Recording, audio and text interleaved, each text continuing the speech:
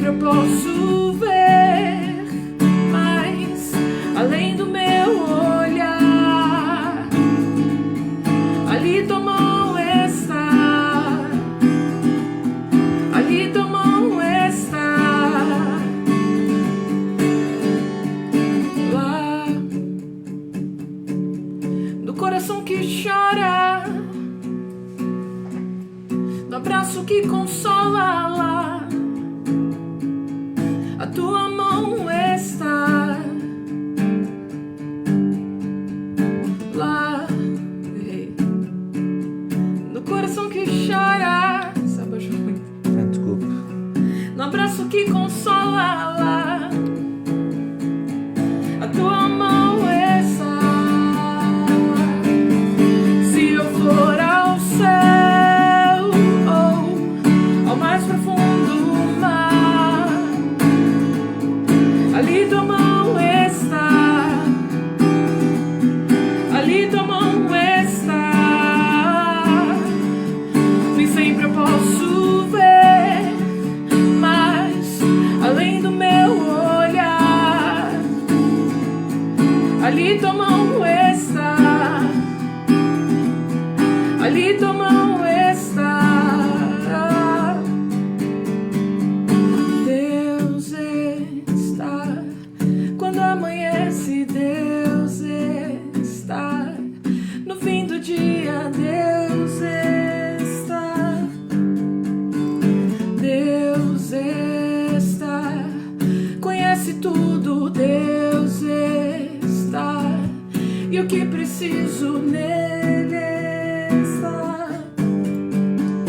Deus está, e é o meu consolo, Deus está, e minha alegria nele está. Se eu for ao céu ou ao mais profundo mar, ali tua mão está, ali tua mão está. Nem sempre eu posso ver mais além do meu olhar.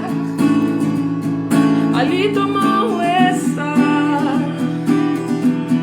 ali tua mão está. Lá no fim do horizonte, no canto mais distante, lá a tua mão está. Valeu, tal. Vamos lá, pessoal. Estamos voltando aqui, então. Deixa eu pôr aqui o nosso querido fone de ouvido. Vamos ver agora aqui rapidinho, pessoal. Estão me ouvindo bem? Tá perfeito? Ok. Então, antes do Kaique entrar e da gente começar a nossa live, o nosso assunto de hoje, que a gente vai falar sobre a Bíblia Sagrada. Se alguém tiver algum comentário, alguma coisa, manda aí, tá? Ó, a Mayara mandou um oi pra tal. A tal já foi. Poxa vida.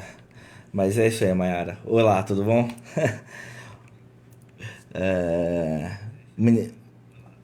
Vamos ver quem tá aqui no Instagram.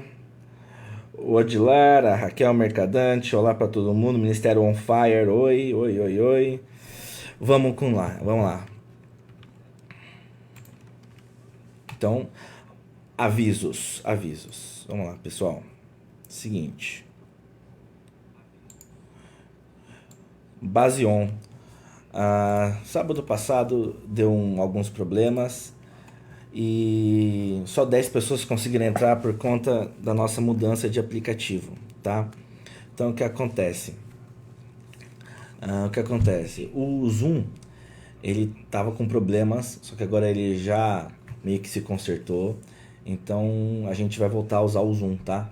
Então é só você ir, baixar o aplicativo na sexta-feira e você vai ter a aula lá com a gente, tá? O tema, qual que vai ser? A gente vai de novo dar a aula de economia com o Eduardo, que ele é economista formado, e ele vai estar dando aula pra gente assim, no cenário econômico, como é que vai ser agora, daqui para frente, qual é o prognóstico que ele, como economista, tem para esse momento que a gente vive, tá? Bom, o segundo aviso, precisa de ajuda nessa quarentena? Acesse nosso chat. Então é só você acessar basej.org.br e você acessa o chat. Tá? Como você pode ver, ele está aqui no cantinho da tela, no desktop ou nesses 3 pontinhos no smartphone, tá bom, pessoal? Então, se você quer conversar, se você precisa de ajuda, a gente está disponível para você, tem uma equipe preparada para estar falando com você, tá bom?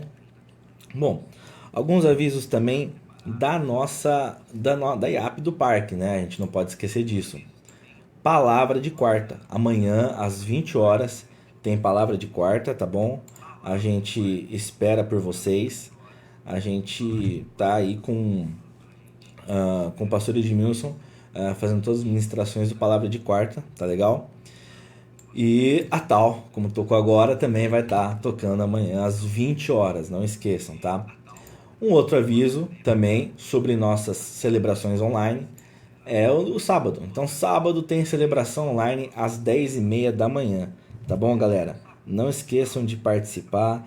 Não esqueçam de chamar os seus amigos. A gente sempre está preparando alguma coisa diferente, caprichando aí para todo mundo se sentir bem, se sentir na presença de Deus, tá bom? Orem por nós, orem pela IAP do Parque, orem pela Base J. Por último dos avisos, sigam nossos canais no YouTube, tá? Primeiramente, da IAP do Parque, não se esqueça, tá bom? Opa, deu erro aqui, vamos ficar sem isso aí. IAP do Parque, Base J e Sedimentos, tá legal? Então é só se inscrever nesses canais, a gente agradece. Se inscreve, ativa o sininho. Na Base J, por exemplo, tem vídeo toda semana, tem um vídeo novo, tá bom? Sincronia. Mas aqui tá sincronizado. Vou ver aqui. Bom, eu vou ver aqui o áudio. Tá falando que tá sem sincronia. Vamos ver. A Suelen tá aqui. Se inscreve, ativa o sininho. Aqui tá com sincronia, tal. Tem vídeo toda semana, tem um vídeo novo, tá bom? Bom, acho que a tal se enganou. Acabei de testar aqui, tá bom? Bom, vamos para o assunto do momento. Vamos falar sobre a Bíblia, sobre este manual, sobre a palavra de Deus, certo? E para isso, eu vou chamar o Caiqueira, o grande professor da classe jovem, que todos os jovens adoram. Certo, Caiqueira? O seu áudio já está online. Pode dar um oi para a galera que eu já vou ativar você aqui. Boa noite para todo mundo aí que está assistindo a gente aí. Vocês estão bem aí nesse isolamento aí? Pronto. Como é que tá indo?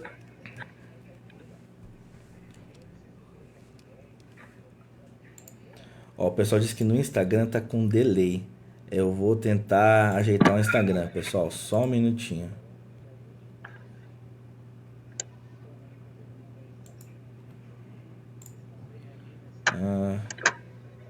Vamos lá, vamos tentar aqui. Só um momento, galera. Áudio. Não sei se melhorou. Não, agora ficou mudo.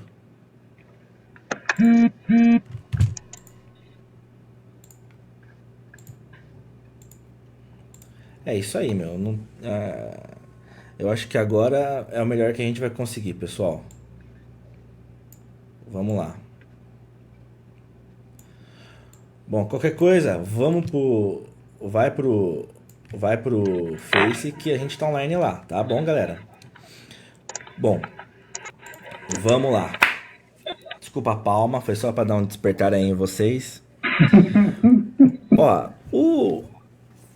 o Rafa disse que tá com atraso no Face também, deixa eu ver. Bom, qualquer coisa, Cara, eu escutei aqui, tá com atraso mesmo. Tá normal, cara.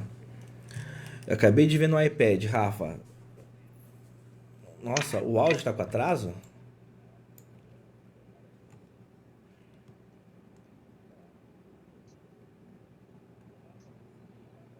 Ô, Caiqueira, o áudio tá atrasando, é isso? Tá um pouquinho de atraso o áudio. Assim, eu acho que nada que Não, não. Bom, mas afete tanto assim. ó, o Ed tá falando que o som tá perfeito, a Tal também, a Mari também. Ah, vamos embora. Vamos embora. Vamos embora. Vambora. Vamos embora. Bom, Caiqueira, fizemos uma web chamada aqui, que coisa chique, hein, velho? Nossa, que Não é orgulho mesmo, da gente, cara? velho. Falar a verdade pra você, viu? Você, Foi né, só cara? pra Você é sacanear, mas sensacional. vamos lá. É. Galera, seguinte. Ó, a Jaque também falou que tá normal. Pessoal, quem tiver perguntas, quem tiver alguma colocação, coloca aqui nos comentários e vamos que vamos.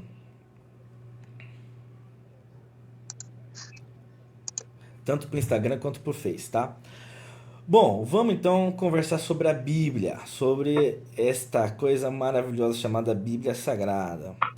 Para isso, ahn, a gente tinha um panorama, a gente fez um panorama bíblico na classe jovem e a primeira aula foi sobre exatamente a Bíblia. Então a gente vai colocar de forma bem rápida aqui para vocês um resumo dessa aula. Olha lá que bonito, olha lá. Só, hein? Vamos falar da aula então.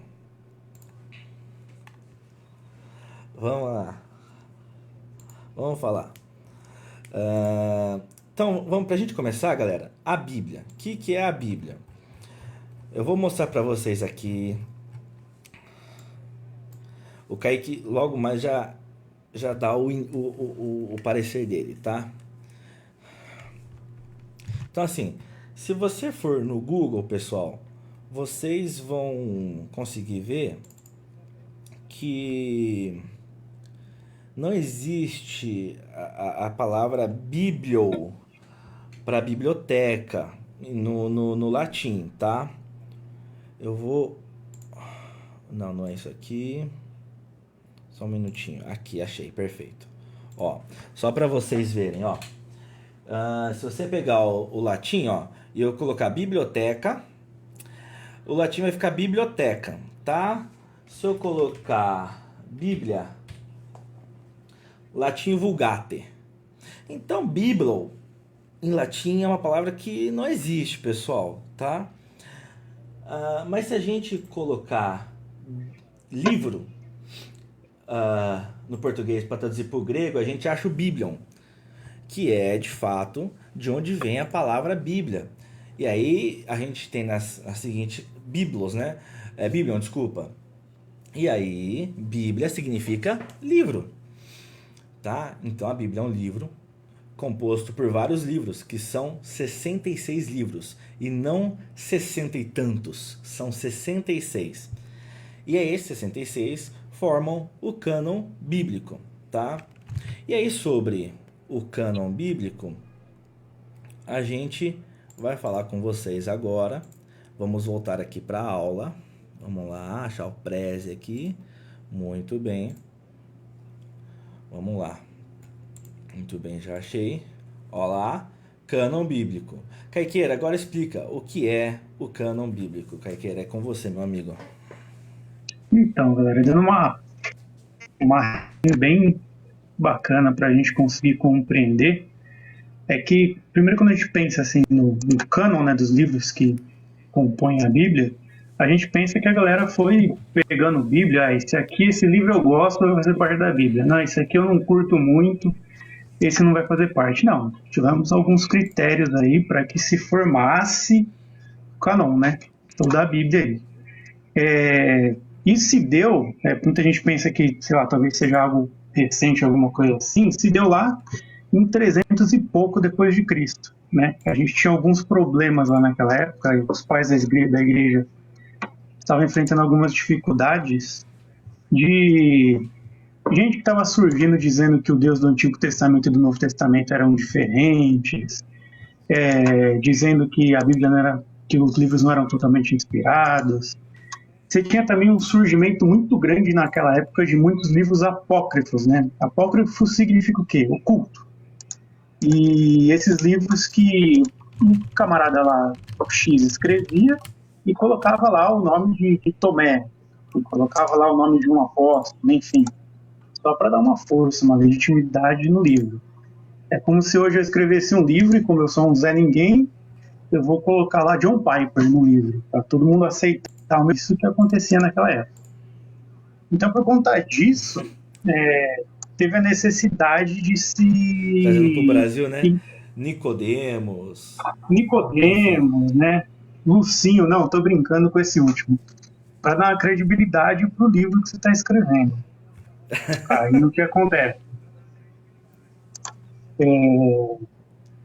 Eles falam, pô, vamos então agora tentar compreender quais livros realmente foram divinamente inspirados aí, quais livros devem realmente fazer parte aí da nossa fé, né? Aí o que aconteceu? Como eu disse, não foi algo aleatório, não foi algo que um só foi lá e decidiu qual livro seria, não. Tivemos alguns critérios para decidir qual livro que foi realmente divinamente inspirado. Dentre esses critérios que tinha, um deles é o critério apostólico. O livro ele deveria necessariamente ter sido escrito por um apóstolo ou por alguém que fosse muito ligado ao círculo apostólico, que é o caso de Lucas e o caso de Tiago. Esse era um dos critérios para que o livro fosse aceito como canon. O outro critério é que o ensino ele deveria já estar em harmonia com aquilo que os apóstolos ensinaram, com aquilo que Cristo ensinou, né? Não podia ser um ensinamento divergente ou contrário ao ensinamento dos apóstolos. Lembra que a gente está aqui discutindo algo que aconteceu em 300 depois de Cristo. Então, diferente de hoje, os ensinos estavam muito vivos ainda, né? A gente tem aí entre os pais da igreja alguns que tiveram contato com os apóstolos, inclusive.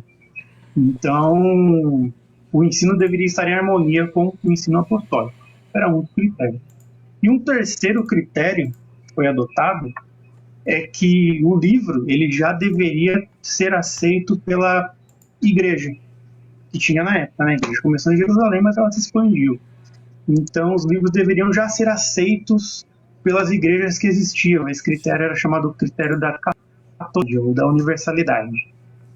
Então, através desses critérios é que se formou-se, então, o canon. E aí surgiram, e aí deu-se a entender que esses livros queriam compor a Bíblia Sagrada, aí, os 66 livros aí, juntando com o Antigo Testamento. É mais ou menos isso aí o resumão da ideia da canonicidade. Esse aí é o que a gente chama de, na verdade, de teste de canonicidade, né? Foram esses critérios utilizados Então, para pessoal, que chegasse aí.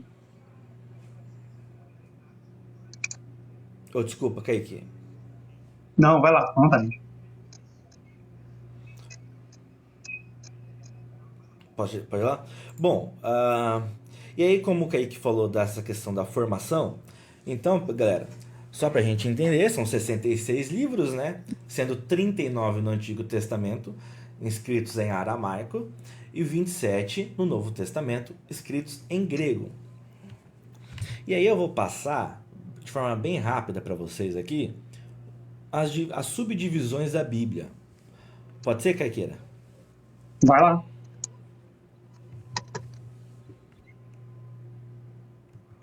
Então vamos lá. Então a primeira divisão é a Torá, que são os 5 primeiros livros, que é de Gênesis a Deuteronômio, tá? Então a Torá era a Bíblia da época de Jesus, tá? Só para vocês entenderem. E todos os outros livros do Antigo Testamento são livros da literatura israelense, mas não faziam parte da Bíblia. A Bíblia era a Torá somente, na época de Jesus. Então, os livros históricos, né, que é outra subdivisão, são Josué, Juízes, Ruth, 1ª e 2ª Samuel, 1ª e 2ª Reis, 1ª e 2ª Crônicas, Esdras, Neemias e Esther. Livros poéticos, Jó, Salmos, Provérbios, Eclesiastes e Cantares. Profetas maiores, Isaías, Jeremias, Lamentações, Ezequiel e Daniel. Profetas menores, Oséias, Joel, Amós, Obadias, Jonas, Miqueias, Naum, Abacuque, Sofonias, Ageu, Zacarias e Malaquias. E aí a gente vai para o Novo Testamento com os Evangelhos, Mateus, Marcos, Lucas e João. Um livro histórico, que seria o livro de Atos. As epístolas ou cartas, que são Romanos, 1ª e 2ª Coríntios, Gálatas, Efésios, Filipenses, Colossenses, 1ª e 2ª Tessalonicenses, 1º e 2º Timóteo, Tito, Filemão, Hebreus, Tiago, 1ª e 2ª Pedro, 1ª, 2ª e 3ª cartas de João e, por fim, Judas. E, obviamente, o livro Revelação, Apocalipse, que recebe esse nome, Apocalipse, tá? Certo? A live vai ficar salva, Gloss. Ela vai ficar salva no Face e a gente vai mandar ela pro YouTube depois, tá? Bom, é isso, galera. Na questão do cânon, Então, eu acho tá? E sucesso como é caipira. composta a Bíblia. E aí, vamos para a parte da inspiração. Fala, Caiqueira, não ouvi, desculpa. O Edmilson falou aqui que eu acho de ser chamado de caiqueira. Eu acho que é sucesso.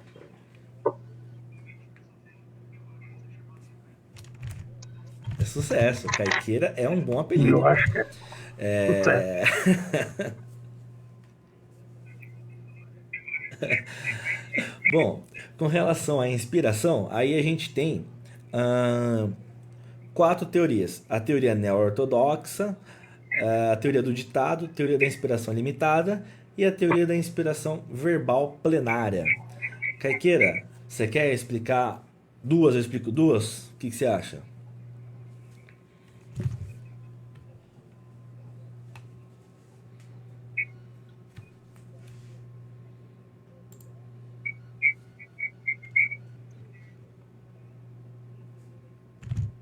Kaique? Tô aqui, Tá eu me respondi ouvindo? já. Você não ouviu, não? Tô ouvindo. Não, não ouvi. Não ouvi. Tá me ouvindo? Fala a teoria ortodoxa e a do ditado e eu falo as outras duas, pode ser? Belezinha. Ou antes eu queria falar uma coisa que eu acho interessante, né? É, Por favor. geralmente, quando se defende aí que o Novo Testamento é sagrado, e aí se utiliza aquele texto de Timóteo, né? Que toda a escritura é divinamente inspirada e tudo mais. E alguns vão dizer que ali toda a escritura, na verdade, ele está se referindo ao Antigo Testamento, quando fala escritura, né? E que até que é bem verdade, né? Ele está se referindo ali ao Antigo Testamento, que é o que os cristãos tinham acesso à época em que o livro foi escrito. Só que, se a gente for também em 2 Pedro, né? Pedro vai falar, inclusive, das cartas de Paulo, que era de difícil compreensão. E logo no versículo seguinte, ele vai falar que alguns deturpam as palavras de Paulo, né, as cartas de Paulo, do mesmo modo que deturpam as demais escrituras. Ou seja, Pedro está colocando aí a carta de Paulo no mesmo nível que as escrituras do Antigo Testamento, ou seja, como sendo revelação do próprio Deus aí. Eu acho isso bacana de estar lembrando. Mas vamos lá então para essas teorias da inspiração aí, bem rapidinho, né? Essa teoria neo-ortodoxa entende que a Bíblia não é de fato a palavra de Deus, assim, completamente, na sua totalidade, né? Essa teoria vai dizer que os livros foram escritos por homens que eram falíveis, mas que Deus utiliza ali deles ali para num momento ou outro, numa parte ou outra, revelar um pouco de si, um pouco da sua vontade, né? A gente também tem a teoria do ditado, e essa teoria ela vai dizer que, o nome é bem autoexplicativo, ela vai dizer que Deus ditou as palavras da Bíblia para os autores, para aqueles que escreveram.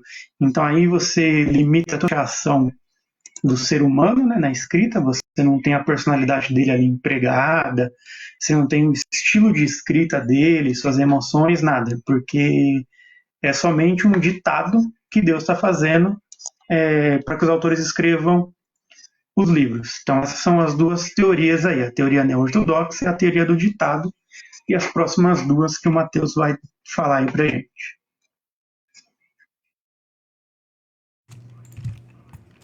É isso aí. Só um minutinho. Bom, é isso aí, pessoal. Então aí tem a teoria da inspiração limitada. Então, a teoria da inspiração limitada, o que ela fala? Que a atuação de Deus ela é praticamente completa e a do homem nula. Então diz que Deus guiou os homens, mas ele deu liberdade deles se expressarem em seus escritos, entendeu? Então ele deu essa orientação, mas deixou com que esses homens deixassem a sua forma de falar, o seu contexto, entrarem na escritura, tá? Ah, então é um pouco diferente da do ditado. E a teoria da inspiração verbal plenária, ela diz que ela é adotada muito pelo cristianismo ortodoxo, tá?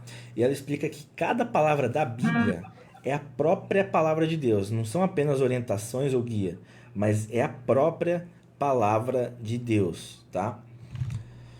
Perfeito, Kaique? Aí, meu amigo, você diz, tá dito.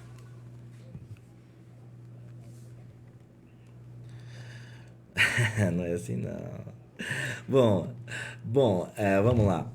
E aí, em 2 Pedro 1, do 19 ao 21, diz o seguinte: assim, temos ainda mais firme a palavra dos profetas, e vocês farão bem se a ela prestarem atenção, como a uma candeia que brilha em lugar escuro, até que o dia clareie e a estrela da alva nasça em seus corações.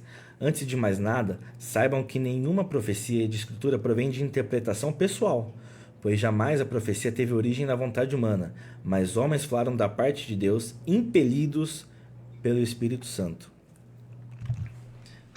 Que é isso que a gente crê, né? Então, de fato, Deus inspirou os homens, Deus colocou na mente, no coração deles, os ensinamentos, as palavras, mas Deus permitiu que o homem deixasse a sua assinatura. Você pode ver, por exemplo, se a gente pegar Moisés, é muito diferente os escritos dele, né, da época ali da Torá, com os escritos de Paulo, por exemplo. Ou até mesmo, só vamos pegar ali o Novo Testamento, Mateus, Marcos, Lucas e João. Eles falam exatamente da mesma coisa, de Jesus Cristo, só que cada um aborda de uma maneira, com palavras diferentes, mas todos estão contando a mesma história. Certo, meu querido? É isso aí, cada um falou a sua maneira, é divinamente inspirada, mas Deus deu a liberdade para cada um contar segundo a sua experiência ali, segundo aquilo que viveu. Tanto que a gente percebe uma diferença muito grande entre Exatamente. escritos que contam a mesma história, né? Os evangelhos aí é um ótimo exemplo, né? Você vê que Mateus, Marcos e Lucas seguem uma linha e João segue uma linha bem Sim, diferente deles, né? Dada a liberdade aí que ele tinha. exatamente. Exatamente. Bom, e aí a gente tem a transmissão. Como é que a Bíblia foi transmitida através dos anos até chegar na Bíblia Sagrada e tudo mais, como se tem alguns anos, alguns séculos, né? 1500 anos, né, praticamente. Bom, então a transmissão era textual e era através ou dos escribas ou dos maçoretas, tá?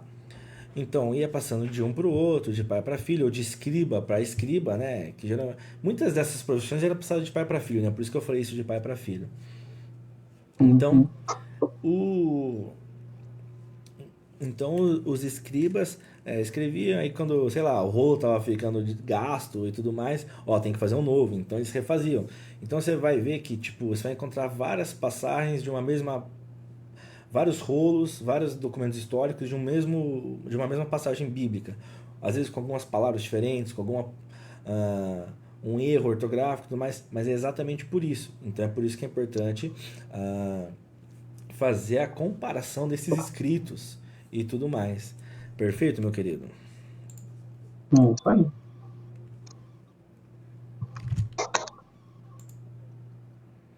É isso aí, o Kaique só concorda. E como textos mais importantes, a gente tem o Massorético, o Pentateuco Samaritano, Papiros do Mar Morto, a Septuaginta e os Targums Aramaicos, tá, galera? Então é a partir disso que geralmente não, é a partir desses textos que a gente chegou na Bíblia como ela é hoje, tá?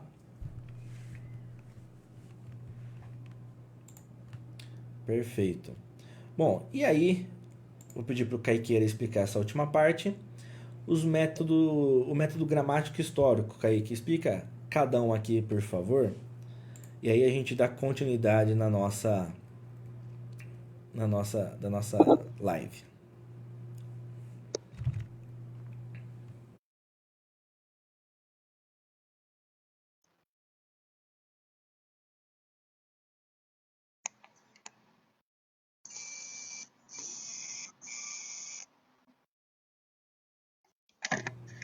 Tá me ouvindo, velho?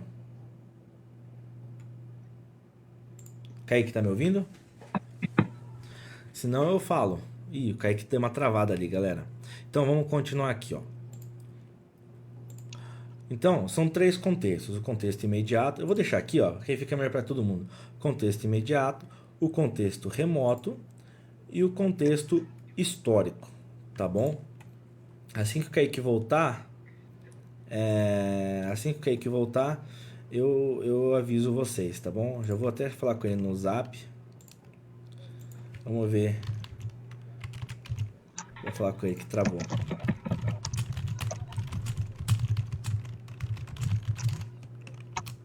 Pronto.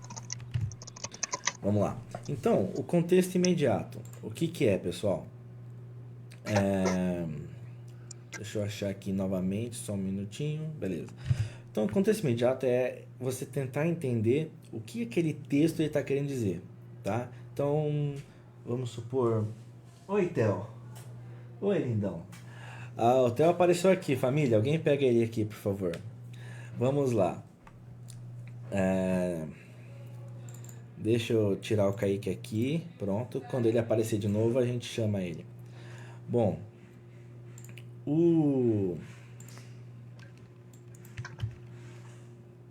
Vamos continuar aqui. Pronto. Passei uma nova senha pro Kaique. Aqui.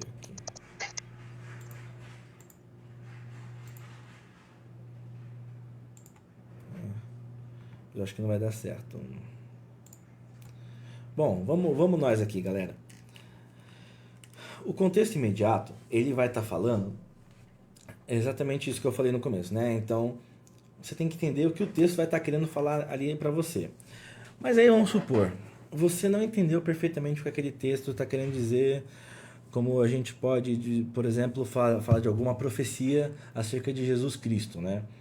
Então, em Mateus, por exemplo, quando fala que ele seria de Nazaré. Então aí, poxa, é muito claro, a profecia diz que ele será o Nazareno. Ok, perfeito. Mas de onde ele tirou isso? Tem um contexto remoto. Então, o que é o contexto remoto? É o texto que está ali no entorno. Então, lê versículos para frente, versículos para trás, o capítulo, capítulos anteriores, capítulos posteriores ou o próprio livro. Mas mesmo assim você não está satisfeito. Então o que você faz? Você abre para o contexto histórico. Você vai para outros livros, você vai para outras passagens bíblicas, você vai procurar até na própria história para você entender o que está acontecendo naquele momento. Como, por exemplo, a gente pode falar do nascimento de Jesus Cristo. Então, na Bíblia fala que os magos vieram para adorar o rei e eles pararam em Herodes, né? E aí Herodes vai e depois quer matar o bebê e tudo mais. A profecia que um rei nasceria, ela já existia. E os próprios escribas do palácio de Herodes falam para ele. E é por isso que ele quer ir matar todos os bebês.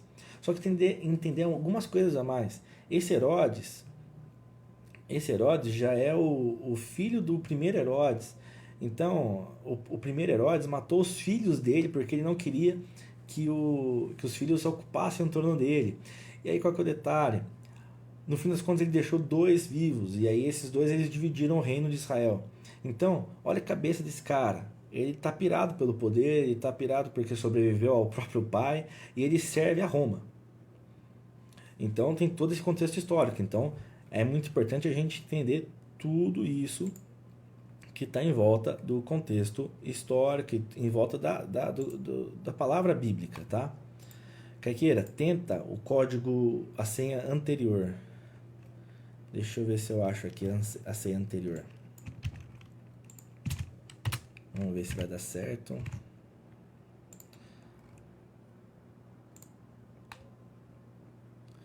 Eu acho que agora durante a live eu não vou conseguir fazer com que ele entre. Não, vou conseguir sim. Pronto, Kaique, ó, a senha que eu te passei, essa aqui deu certo.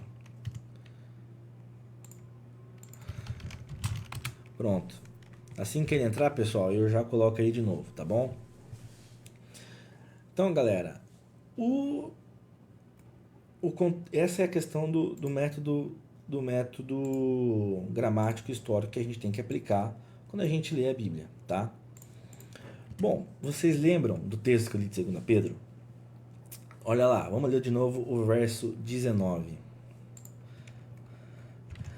Assim, temos ainda mais firme a palavra dos profetas, e vocês farão bem se a ela prestarem atenção, como a uma candeia que brilha em lugar escuro, até que o dia clareie e a estrela d'alva nasça em seus corações.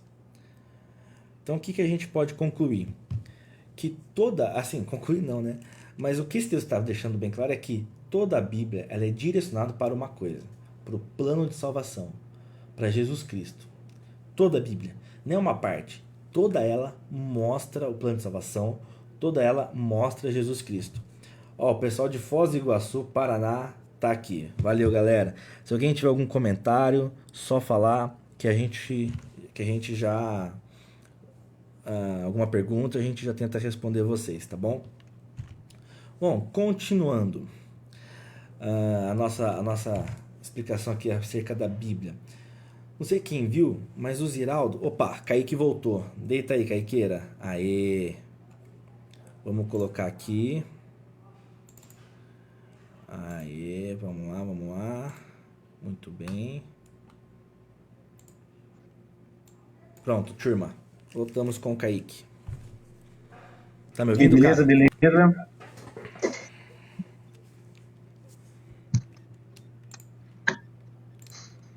Estamos. Tá me ouvindo?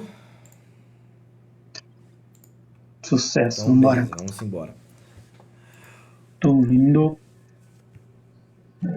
Ó, o Fábio pediu pro Kaique aumentar a sua internet, porque fica caindo toda hora na live, seu mão de vaca. Vou fazer isso. Palavras do Fábio Nascimento, tá bom? Vou fazer isso. Bom, vamos lá. Kaique, então a gente já passou por toda aquela parte da aula e estamos indo para o segundo momento da live agora, tá? Então fique à vontade para falar, para pedir a vez de fala, tá bom? E é isso. Belezinha.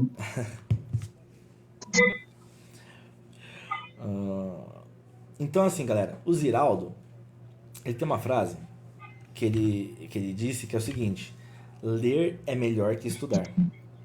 Então ele falou isso por quê? Porque no sistema de hoje da escola brasileira, muitos alunos eles se preocupam em decorar a matéria no momento da prova. E depois esquece, relaxa, ele não aprende a matéria de fato. Então você estuda, mas você não lê, você não compreende o que está escrito ali. E na igreja a gente vê muito incentivo em ler a Bíblia, mas não em estudar ela, em entender o texto. E é isso que a gente estava mostrando aqui até agora, que é necessário entender o texto. Então, ler e estudar são complementos. Então, é necessário você ler e estudar para entender tudo o que a Bíblia fala. Então, vamos dar um exemplo aqui, ó. Quando a Bíblia fala, é um texto que eu já falei bastante, já preguei. Na classe jovem a gente já falou bastante disso também, tá bom? Mas eu vou falar porque para mim é um dos que a gente que fica bem claro para a gente entender isso que a gente está falando de ler e além de ler, você estudar, se aprofundar no texto, tá? João 1, do 1 ao 3. No princípio, aquele que é a palavra já existia. A palavra estava com Deus e a palavra era Deus. Ele existia no princípio com Deus. Por meio dele, Deus criou todas as coisas, e sem ele, nada foi criado.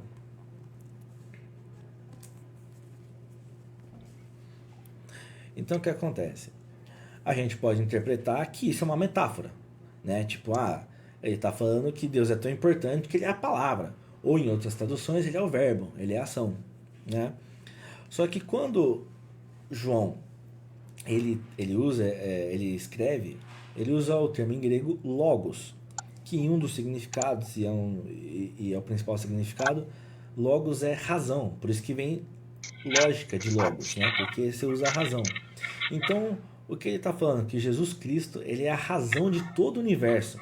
que ele é a razão da minha existência, da sua existência, da existência de todo mundo. Ele é, inclusive, a razão da existência da Bíblia. Ele é a razão de todas as matérias, sei lá, da ciência, da igreja, da família. Ele é a razão de tudo. Entendeu? Então, obviamente, a Bíblia, tudo que há na Bíblia é parte de Jesus, né? Porque Jesus é Deus. E a Deus a gente não conhece em toda a plenitude, a gente só vai conhecer na vida eterna. Perfeito, Kaique? Um negócio legal que tem Fale alguma coisa. em João, que eu acho que é bem interessante, é que se você for reparar, tanto nas cartas de João, quanto no Evangelho de João, ele começa o livro dizendo no princípio, no início, né? Ele vai dizer no início era o verbo, no princípio era o verbo. Isso, alguns estudiosos dizem que é uma ligação direta ao no princípio do Gênesis, porque ele dá a mesma importância da criação de todo o universo, ele dá para Cristo, como sendo lá o universo teve início, no princípio. E aqui o universo começou a ser restaurado, no início com o nascimento de Cristo. Eu acho interessante essa pegada do texto, tanto da carta de João quanto do Evangelho de João.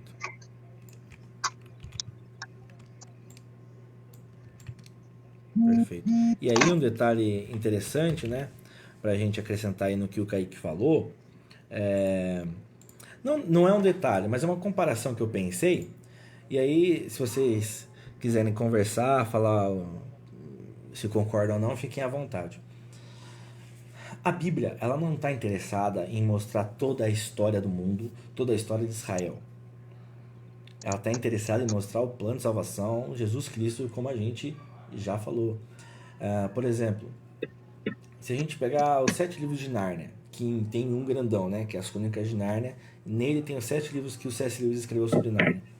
Se você pegar o Príncipe Caspian, por exemplo, fala que passou, não sei, 300 anos desde que os Pevensey, Pedro Edmundo e as meninas, eu esqueci o nome delas, elas estiveram em Nárnia. Ou seja, muita coisa aconteceu. Só que o Lewis não está preocupado. Ele está preocupado exatamente naquele momento do Príncipe Caspian, por exemplo. Então, a Bíblia é a mesma coisa. A Bíblia está preocupada em mostrar exatamente como Deus se infiltra na história, desde o Antigo Testamento até o Novo Testamento, e como vai acontecer no futuro no Apocalipse. É o plano de salvação inteiro. É isso que que a Bíblia se preocupa. Com base nisso que Deus inspira os seus autores bíblicos. E é por isso que não se acrescenta mais nenhum livro na Bíblia.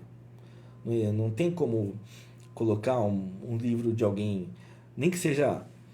Eu vou falar de um cara que todo mundo gosta, que é um grande escritor, como John Stott. Ele é um baita teólogo, mas não vai colocar o John Stott na Bíblia, como Novíssimo Testamento. Porque pode colocar como anexo. Ali é o plano de salvação. A gente não... ninguém foi inspirado para dar plano de salvação. Como anexo. Ai, Caiqueira. Mas enfim. Então, acho que a minha comparação foi bem clara, né? E aí, a gente vê, por exemplo, que se a Bíblia está preocupada em mostrar Jesus Cristo no plano de salvação, tudo que está nela, de alguma forma, é importante. É importante que nós sigamos, que nós estejamos preparados para encarar aquilo. Como eu disse uma vez para um casal de namorados, que não se sentiam bem com algumas passagens da Bíblia, e eu falei o seguinte: Deus não se amolda, Jesus não se amolda ao que você pensa dele. É você que tem que se amoldar para o que Jesus pensa. Tem muitos textos da Bíblia que me confrontam, que eu não gosto, mas eu tenho que entender que ele está ali por algum motivo e aquilo vai me fazer bem. E é para o meu bem. E esse é o processo da gente conhecer Jesus Cristo e a Trindade. Perfeito, Kaique? Perfeito. A gente sempre tem que olhar para o texto bíblico exatamente nessa perspectiva que você falou. Sempre olhar para o texto na perspectiva de o que ele está me ensinando dentro do contexto geral, que é o plano de salvação. Qual que é o ensinamento que eu consigo extrair daqui, com a ideia do plano geral, ou seja, de que Deus está tentando salvar pecadores. Então, qual que é a ideia que esse texto vem ensinar nesse momento específico do texto bíblico? Sempre pensando no plano de salvação, que é o tema central da Bíblia. Por isso que Cristo é o tema assim, ele não é alguém que está ali colocado só em algumas páginas do Novo Testamento. Não, ele permeia toda a Escritura, porque, como diz, ele é o Cordeiro que foi morto desde a fundação do mundo. Isso quer dizer o quê? Que o plano de salvação, o plano de Cristo já era antes da criação. Não é que tudo veio acontecendo e Deus, pô, preciso de um plano B agora para resolver isso aqui. Não. Cristo é a centralidade do tema da salvação da humanidade. Por isso que ele é o centro e por isso que ele permeia toda a Escritura. Permeia os profetas, a própria lei apontada para ele, enfim. É isso.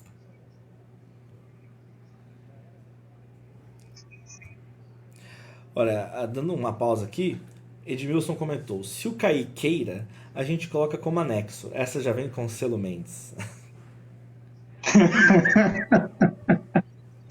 Sensacional. Eu tô pensando em escrever um livro, na verdade. Bom, escrever um livro e aí, pra pelo gente Mendes. continuar a nossa...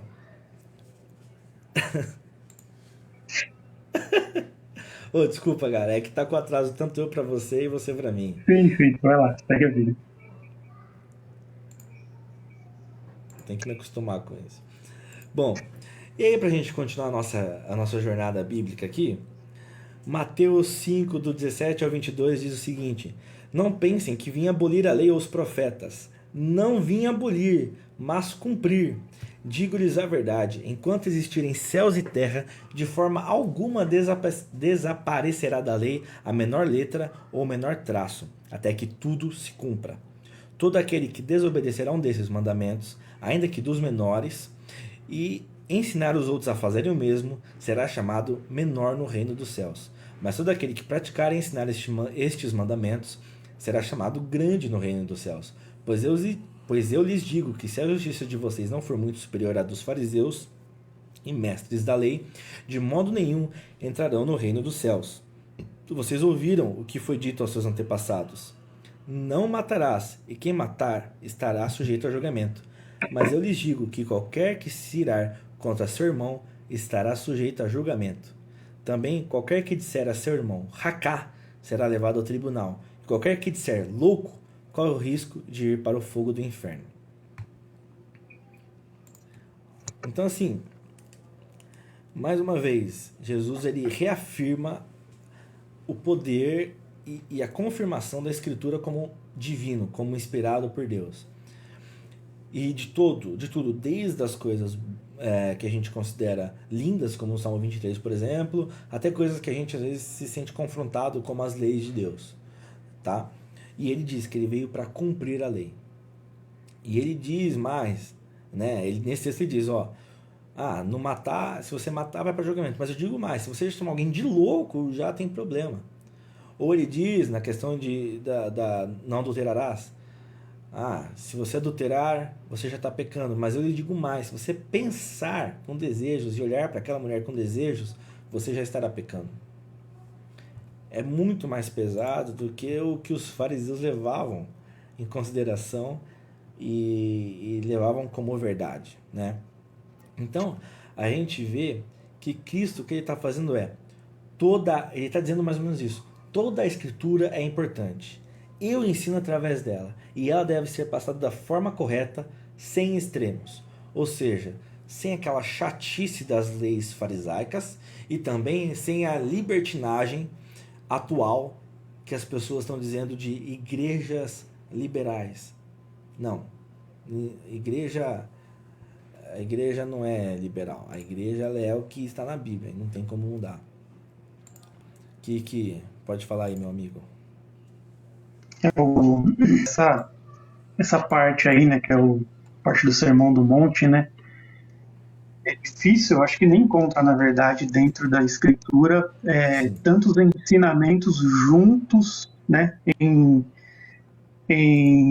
alguns capítulos, né, como você encontra em Mateus 5, 6 e 7, que são as antíteses de Cristo, né? Ele está falando, vocês ouviram o que foi dito antes? Eu, porém, vos digo. Ou seja, ele está colocando a autoridade dele acima de qualquer interpretação rabínica que existia na época. Percebe que ele não está mudando a lei, ele não está pegando e alterando a lei. Não, ele está dizendo o verdadeiro significado da lei, porque ele é legislador, como sendo Deus, então nada nem ninguém melhor do que ele para explicar a lei que ele criou.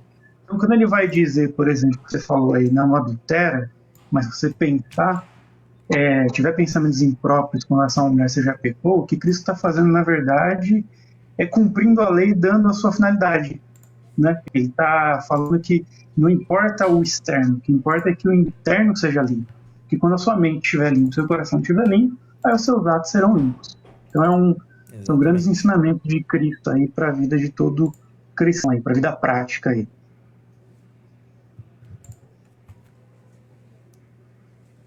Ó, o Raik comentou o seguinte: quando eu crescer quero ser igual esse mano do óculos.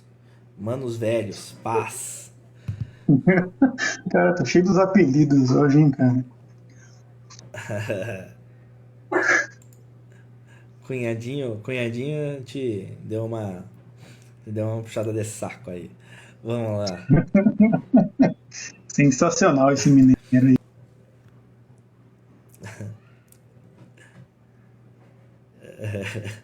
Bom, Lucas, outra passagem que aí a gente sai um pouco dessa questão, né, de cumprir a lei, ou do Jesus, ele veio para pregar o amor, e Deus é amor, e amor, e amor, e amor.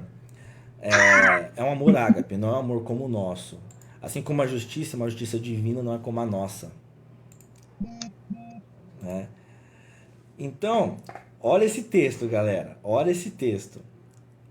Lucas 22, 36 ao 38, diz o seguinte: ele lhes disse: mas agora, se vocês têm bolsa, levem-na, e também um saco de viagem, e se não têm espada, vendam a sua capa e comprem uma.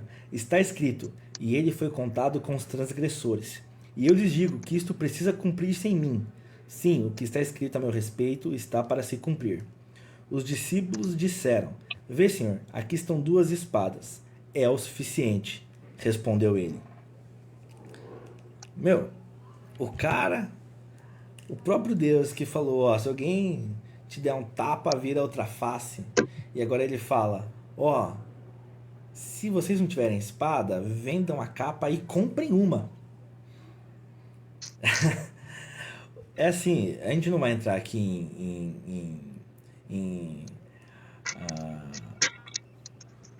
esqueci a palavra, mas em discussões acaloradas aqui, tá? Mas o fato é, se a gente não lê todos os textos e de forma atenciosa e estudiosa, a gente não vai entender de fato toda a plenitude do amor de Jesus. E em nenhum momento ele está se contradizendo aqui, poxa, ele pede para dar outra face, mas agora ele pede para comprar espada? Pô, e agora? Não. O que ele está falando é, o meu amor é um amor pleno, é um amor que, assim como o de um pai, que quando um filho apronta é castigado, e precisa ter esse castigo, né? Por exemplo, o Theo, ele chegou e ganhou uma bicicleta. Eu já contei isso aí uma vez lá em Vinhedo. Então aí, o que aconteceu? Eu dei um capacete para ele, junto para ele. E aí eu falei para ele, mas para você andar de bicicleta tem que andar de capacete. Eu dei um limite para ele. E ele não quis. Foram 3 meses até ele entender que era necessário o capacete. E aí hoje ele anda de bicicleta tranquilamente, mas com o capacete. Entendeu? Então o que Jesus está propondo aqui em todos os ensinamentos é um amor, é a liberdade, mas com limites para a nossa própria segurança. Perfeito, meu amigo? Essa compreensão errada que algumas pessoas têm, né, de que o Deus do Antigo Testamento é um Deus severo, que pune, que mata. O Novo Testamento é alguém brando que só ama e ama. Mas, na verdade, assim, como diz o Arthur W. Pink, aí mais um livro aí para colocar anexo à sua Bíblia aí, nos atributos de Deus, o que ele fala, a gente tem sempre dito aí nas aulas. Assim, você nunca pode pegar um atributo de Deus e elevar ele de tal maneira que os outros atributos dele desapareçam, entende? Então, assim, eu não posso pegar o amor de Deus e elevar de tal maneira que a justiça dele não seja vista. Ele é um Deus que ama, tanto no Antigo Testamento, a gente vê a salvação dos ninivitas é pela graça. A gente vê o retorno do povo de Israel para construir o templo, vamos dizer que graça que concedeu aquilo. E do mesmo modo você vê no Novo Testamento lá Ananias e Safira mentindo e morrendo ali na mesma hora. A gente sempre tem que levar em consideração, Deus ama sim, mas ele também é um Deus justo. Exatamente. Que pune o pecado. Então a gente sempre tem que compreender Deus e apresentar Ele da forma que Ele se apresenta, né? Sem querer exaltar um atributo acima do outro. Perfeito. Exatamente. Bom, galera, e para a gente concluir, a gente vai dar 4 passos aí para você ler a Bíblia e entender ela. Mas em suma, a Bíblia é a palavra escrita de Deus. E Jesus é a voz de Deus, é a razão, é a palavra falada pela própria boca do eu sou, pela própria boca dele, porque é uma trindade, cara, é muito louco isso. E eu não quero entrar nessa coisa da trindade, porque é mais coisa pra cabeça. Não, hoje então não. Vamos ficar só na Bíblia. Caqueira, você que deu esses 4 passos, você resumiu meus 4 passos. Então, por favor, fale os 4 passos aí. Beleza, que a gente pensou em, assim, quando você for ler aí a sua Bíblia, né, antes, 4 coisas que você tem que... Não, vai lá. Pessoal, se alguém tiver algum comentário, alguma dúvida, pode falar aí, tá bom? Caqueira, pode mandar bala. Então, né, a gente, Mateus aí mandou, a gente pensou em 4 pontos aí a você pensar quando você for ler a Bíblia, né? O primeiro ponto é, como diz o John Stott, né, o Mateus já falou nele aí, ore e leia. É um ato conjunto, na verdade. Não adianta você só ler a Bíblia sem orar e orar sem ler a Bíblia, porque você pode estar tendo uma compreensão equivocada aí, você pode estar tendo uma prática errada aí. Então, o ideal é que você ore e leia. Para quê? Para que a Bíblia não seja só algo que vai ficar na sua mente como um livro qualquer, né? Você tem muita gente aí, muito ateu, que conhece a Bíblia de cor, mas ela não tem o efeito salvífico na vida da pessoa. Por quê? Porque falta oração, falta fé. Então, acho que um primeiro passo bacana aí é a oração junto com a leitura da Bíblia, nunca separados. Um segundo passo que a gente pensou aqui é anotar as suas ideias do texto, para que você já faça algumas perguntas para o texto, já que você já vai se familiarizando com o texto, já vai pensando em coisas para depois você estudar, você poder pesquisar e ter um conhecimento mais aprofundado do texto que você está lendo. Então, ore e leia, anote suas ideias. O terceiro é delimite o contexto imediato da passagem. Ou seja, acho que o Matheus quer falar alguma coisa. Pessoal do Instagram, a gente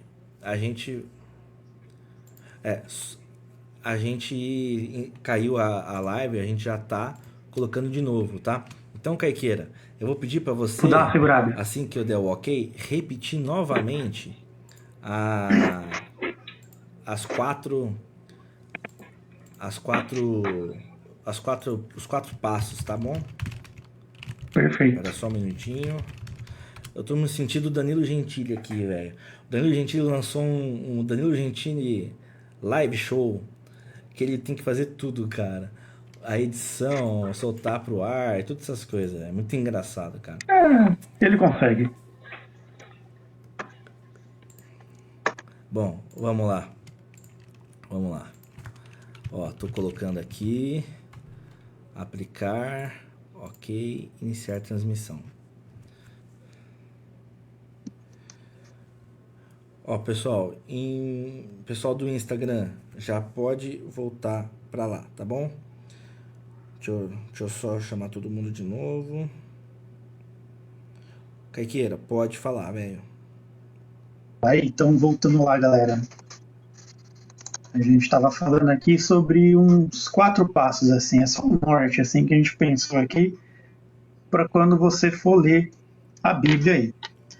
O primeiro passo que a gente pensou aqui foi o ore e leia, né? Porque orar tem a ver com práticas de vida cristã e ler tem a ver com entender a vida cristã. Então, prática, sem você entender o que você está fazendo, não adianta muito. A leitura é importante e a oração é importante para que essa leitura bíblica faça efeito na sua vida, né? Que o Espírito Santo te convença do que está ali escrito. Isso é só um livro, não é? Só um livro para estar aí no intelecto. Como eu disse, muito ateu conhece a Bíblia de cor, mas não tem efeito em sua vida. Então, o primeiro passo seria leia e ore. Um segundo passo é você anotar suas ideias, já para quando você for para o texto, seus questionamentos para o texto, para você conseguir compreendê-lo melhor. E depois que você sair do texto, você pegar essas ideias e tentar fazer uma pesquisa para se aprofundar realmente naquilo que você está lendo. Então é separar um texto legal e compreender bem a leitura. Não é ler igual você lê um jornal, uma revista, é a gente pegar e ler, se debruçar no texto realmente. Né? Então, primeiro, eu leio e ore. Segundo, é anotar essas ideias aí. E o terceiro, delimite o seu contexto. Você precisa entender o gênero literário que você está lendo para você conseguir compreender o que o texto está dizendo. Se é uma carta, se é uma profecia, se é um livro histórico. Então, tente entender o contexto, o gênero literário, o autor, é muito interessante, o público que ele está escrevendo, para você conseguir entender a intenção do autor. Então, esse é bem interessante. Entenda o contexto do texto que você está lendo, é o nosso item 3. E o item 4, que eu acho que é também fundamental, que é o que eu sempre digo, hoje a gente tem um cristianismo muito bem consolidado, muito bem sólido, né? São aí 2000 anos de cristianismo. Então você tem muitas ideias já sistematizadas, você já tem muito estudo feito. Então, assim, utilize essas ferramentas que a gente tem hoje à disposição para te ajudar na leitura da Bíblia. Que ferramentas é essa que eu indico aqui?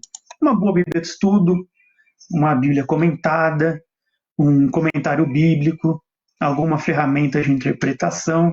Eu vou mostrar aqui um livro que eu sempre falo nas EBJs lá que a gente tem, que é esse livro aqui. Deixa eu ver se consigo mostrar ele bonitinho aqui. Ó, Entendes o que lês. Esse livro é bem interessante, é um livro de regras de interpretação, e ele vai te passar exatamente o que a gente falou. Ele vai identificar para você o horário do texto e vai dizer como que você encara aquele texto, como que você lê aquela parábola, enfim. Então é bem interessante. Então fica esses 4 passos aí para a gente poder conseguir seguir mais legal a compreensão. Leia e ore, anote suas ideias, entenda o seu contexto e utilize as ferramentas que a gente tem à disposição aí.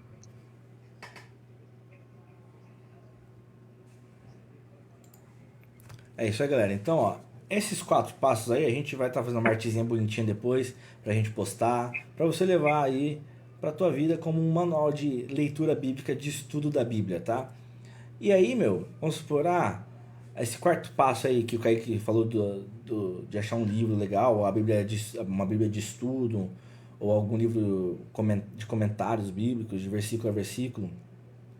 Cara, você tem um pastor que tem esses conteúdos, que tem esses livros, procura ele também. O meu pai, por exemplo, ele tem o Novo Testamento interlinear, que é todo ele em grego, e aí a gente vê esses textos. É muito legal, cara. Então,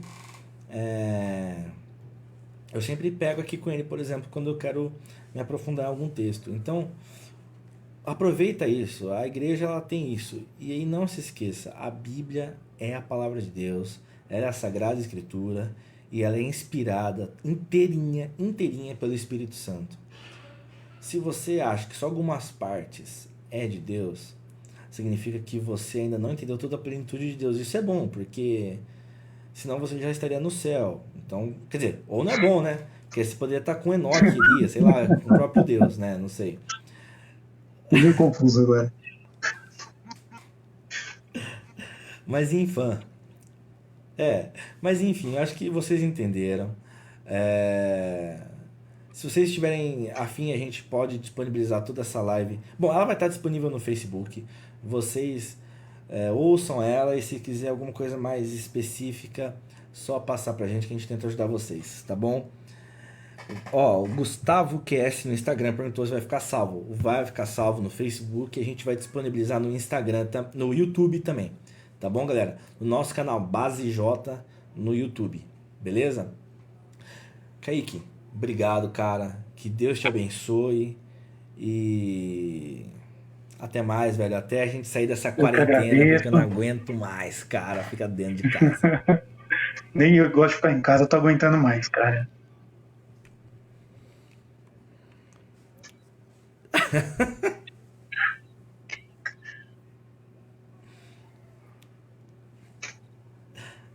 Mas é isso aí. Pessoal, valeu. Deus abençoe a todos. E é isso aí. Ó, só um minutinho. Ó, o pastor Edmilson, meu pai, que é o pastor do IAP do Parque. Dentro dos meus limites, aquilo que eu puder ajudar, contem comigo para cooperar na instrução bíblica. Ó, pessoal, mais um para ajuda, tá bom? Selo Mendes, É hein? isso aí, turma. Beleza? Que Deus abençoe a todos. E é isto aí, bichão. Falou! Falou.